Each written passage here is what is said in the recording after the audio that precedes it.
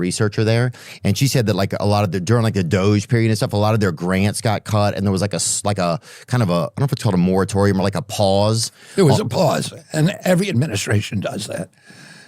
You need to do a review and make sure that that those research projects are not, torturing beagles or doing DEI or. And how do you decide that? Do you decide, or is it like? No, we go through every single grant. We had big teams going through those grants, and then there's tremendous ways. We had 40 communications departments. We had 40 different divisions studying addiction, and so we consolidated those. So there wasn't, you have 10 people doing the same job and not talking to each other with computers that are not interoperable. Oh, it's the government. Yeah, and we're changing that now so that, we consolidate it and we're making it more streamlined and efficient.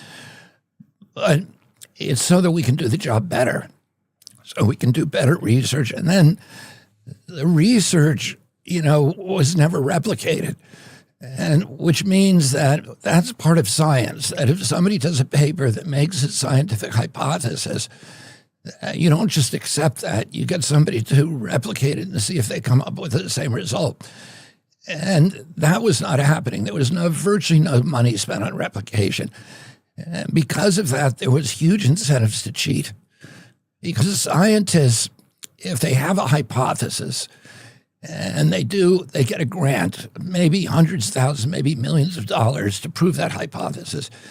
And then once they prove it, they get it published. And that's how they advance their careers.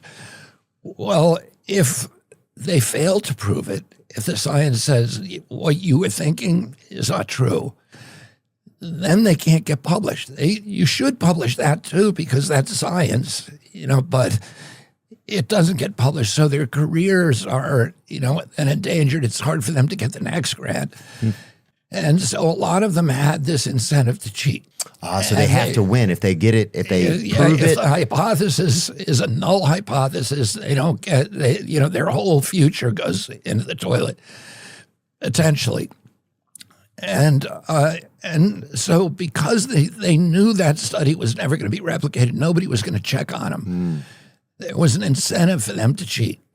And that must have been a pipeline just for companies then to just get well, it was lopsided science or solo-sided science that wasn't I'll give you an example.